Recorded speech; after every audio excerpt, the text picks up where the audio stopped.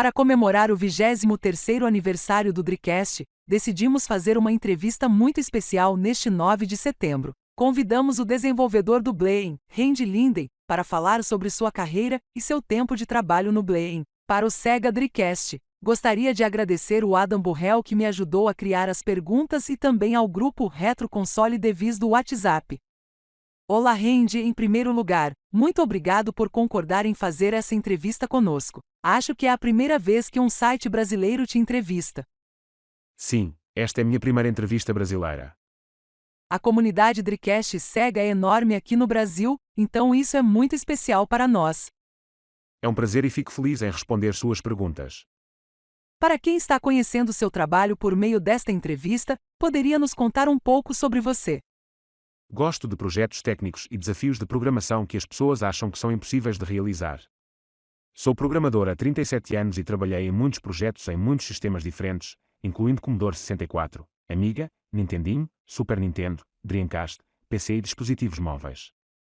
Como você começou sua carreira de programador e quais projetos você considera mais importantes? Comecei a programar muito jovem e tive meu primeiro software publicado profissionalmente quando tinha 13 anos, então esse é importante para mim. O software era um jogo chamado Bubbles, e era um clone do Centipede para o Commodore 64. Acho que Dragon Slayer para o Amiga foi importante porque foi a primeira vez que vídeo e áudio em tela cheia foram transmitidos de disquetes em um sistema de computador. Doom para Super NES foi uma grande conquista técnica que todos pensaram ser impossível. E claro, Bullying. É importante porque as decisões legais sobre emulação foram importantes para os jogos retro e ajudou a preservar a história dos games. Antes de falar sobre a versão Dreamcast do Blaine, como você teve a ideia de criar um emulador de PlayStation para PC? Eu era um grande fã do PlayStation porque ele tinha uma enorme biblioteca de jogos 3D de alta qualidade, e haviam poucos games disponíveis para praça. Achei que um emulador permitiria a milhões de usuários de PC jogar os mesmos jogos em seus PCs, e então comecei a trabalhar no Blaine. Você se lembra de quanto tempo demorou para desenvolver o Blaine para PC? Demoramos cerca de um ano para desenvolver, talvez alguns meses a mais ou a menos. Vimos em outra entrevista que um amigo seu teve a ideia de criar uma versão do Blaine para o Dreamcast. Você já tinha tido experiência com o console antes? David Erpolsheimer era meu parceiro no projeto do Blaine, e fazer o Blaine para o Dreamcast foi ideia dele. Nenhum de nós tinha experiência com o console antes, mas a Sega tinha uma reputação de alta qualidade, então arriscamos. Quais foram suas primeiras impressões com o console? A arquitetura Dreamcast é muito bem projetada para jogos 3D de alto desempenho, com anti-aliasing de tela inteira e outros recursos. O sistema é um tanto complexo, mas cada peça se encaixa muito bem. Quais são seus jogos favoritos na plataforma? Gosto de jogos únicos, por exemplo Shenmue Crazy Taxi, mas também gosto de Sega Bass Fishing porque utilizava o periférico da vara de pescar. Você ainda tem um Dreamcast? Sim, eu ainda tenho alguns dos Dreamcasts usados para os testes do Dreamcast.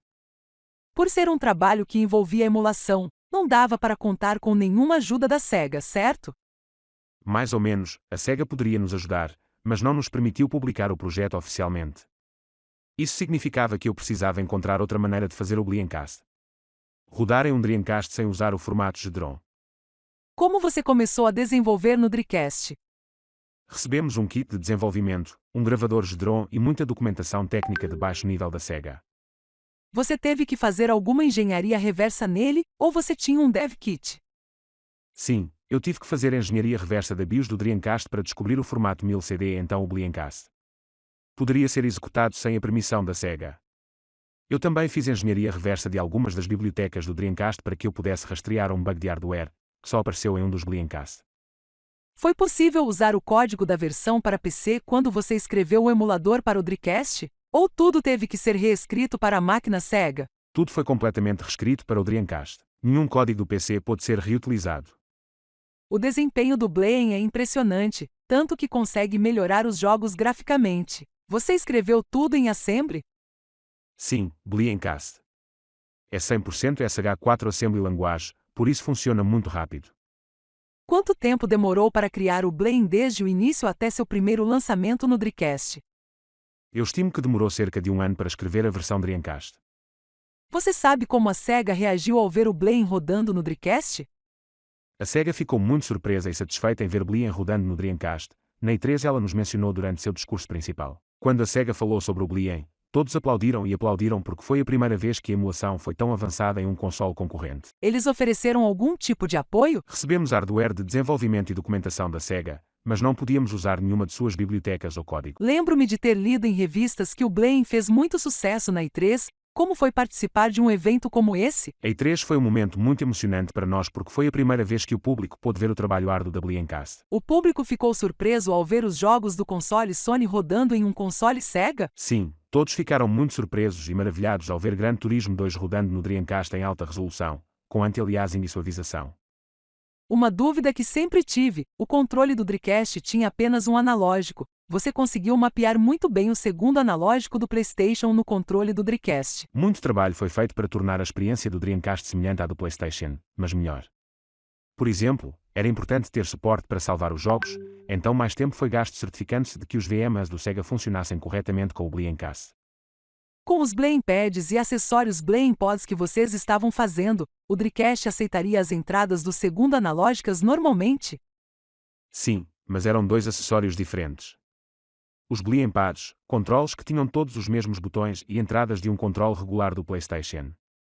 Os Blamepods eram adaptadores que permitiam usar os controles do PlayStation no Dreamcast. Depois do último Blame lançado, Metal Gear Solid, você tinha ideia de qual seria o próximo jogo emulado? Os próximos jogos eram séries que incluíam Final Fantasy, Spyro the Dragon e Crash Bandicoot, todos meus favoritos. Como foi sua carreira depois de Blame?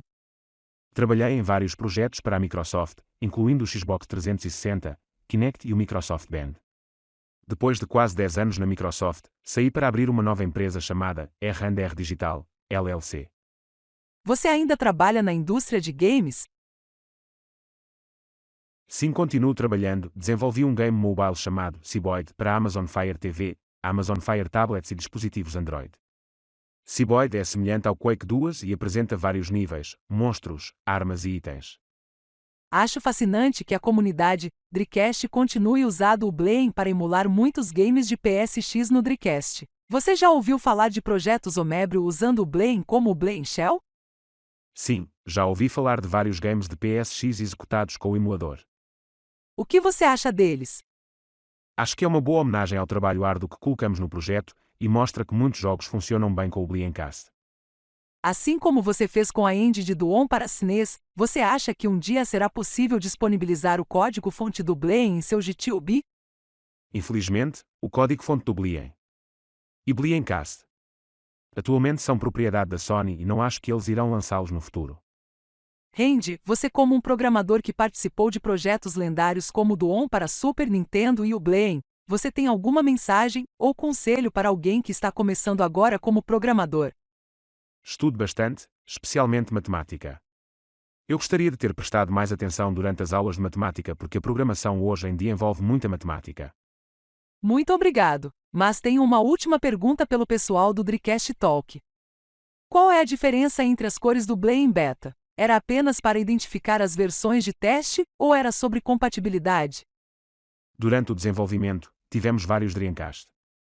Cada um tinha uma cor diferente. Cada Dreamcast Beta foi bloqueado para rodar apenas naquela máquina em particular, então o Dreamcast preto só pode ser executado no Dreamcast preto. Dessa forma, se alguém perdesse ou roubasse um dos discos beta, não funcionaria em nenhum outro Dreamcast. Se você olhar para a minha foto na E3 2000, você pode ver que o Dreamcast no fundo tem um ponto amarelo, que era o Yellow Dreamcast, e apenas o Dreamcast amarelo seria executado nele. Muito obrigado a todos que assistiram essa entrevista. E essa entrevista só foi possível graças à ferramenta Azure Text to Speech da Microsoft. Se é novo no canal, se inscreva e se gosta de Code, veja vídeos no nosso Cocoscope, link na descrição. Vou ficando por aqui, até próximo vídeo. Falou!